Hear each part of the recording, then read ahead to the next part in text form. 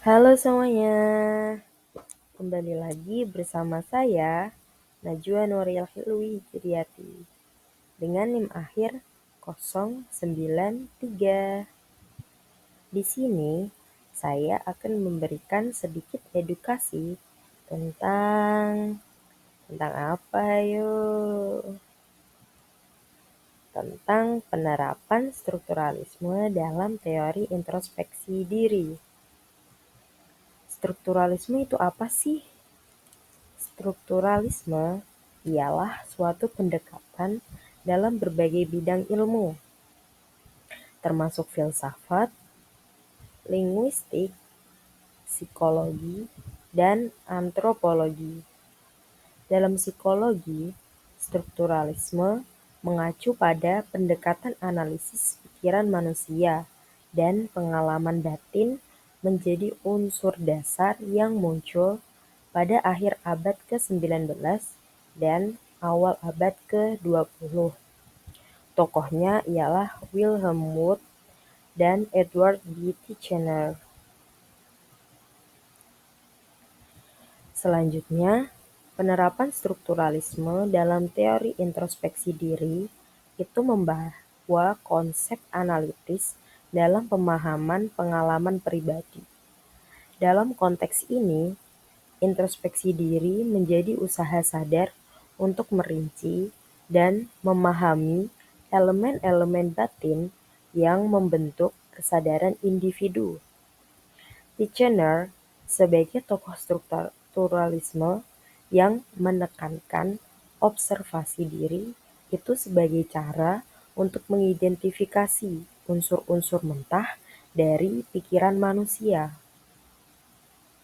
Selanjutnya, penerapan strukturalisme dalam introspeksi diri itu melibatkan analisis elemen mental yang mendasari kesadaran individu.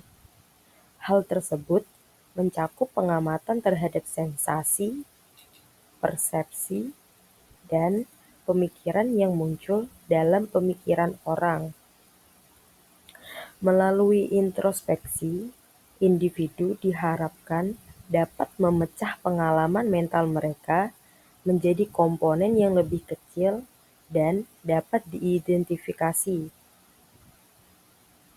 Lalu, pendekatan strukturalisme itu menekankan pelatihan diri untuk meningkatkan kepekaan terhadap pengalaman batin. Titchener percaya bahwa dengan melatih diri secara konsisten, seseorang dapat lebih terampil dalam mengamati dan menggambarkan elemen mental dengan lebih akurat. Hal tersebut melibatkan pengembangan keterampilan introspektif untuk memastikan keandalan dan objektivitas pengamatan terhadap diri sendiri. Selanjutnya, melalui introspeksi, individu diminta untuk merefleksikan pengalaman mereka dan mengidentifikasi unsur mental yang terlibat di dalamnya. Hal tersebut mencakup perasaan, pikiran, dan sensasi yang timbul selama suatu kegiatan mental. Strukturalisme mengajukan gagasan bahwa melalui analisis ini kita dapat mengungkap struktur batinnya yang berdasarkan perilaku serta pengalaman manusia. Di dalam penerapan strukturalisme dalam teori introspeksi diri, itu terdapat kelemahan yang mengatakan bahwa pengalaman batin itu bersifat subjektif, yang sulit diukur secara objektif, dan rentan terhadap interpretasi yang beragam, dan hasil introspeksi dapat dipengaruhi oleh perbedaan individual dalam kemampuan verbalisasi atau pengamatan. Walaupun pelatihan diri dapat meningkatkan kepekaan introspektif, tetap saja susah untuk mencapai tingkat objektivitas yang diinginkan dalam analisis mental.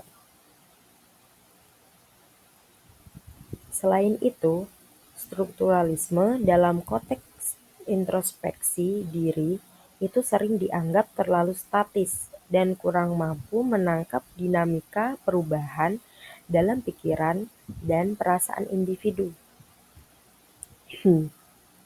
Pengalaman batin seseorang itu dapat dipengaruhi berbagai faktor, termasuk lingkungan, emosi, dan konteks situasional yang sulit diukur melalui pendekatan yang bersifat terlalu analitis. Meskipun demikian, penerapan strukturalisme dalam teori introspeksi diri memberikan kontribusi penting terhadap perkembangan awal psikologi. Hal tersebut juga membuka jalan bagi eksplorasi lebih lanjut tentang bagaimana pikiran dan pengalaman manusia itu dapat diuraikan menjadi unsur-unsur yang lebih kecil dan memberikan gagasan untuk pendekatan psikologis modern yang lebih kompleks. Contoh dari introspeksi diri dalam kehidupan sehari-hari itu adalah dengan memperhatikan perasaan dan pikiran saat menghadapi situasi tertentu, seperti di saat merasa cemas ataupun senang. Lalu contoh lainnya juga seperti menganalisis pengalaman masa lalu dan bagaimana pengalaman tersebut mempengaruhi perilaku dan pola pikir saat ini. Terima kasih semuanya. Dadah.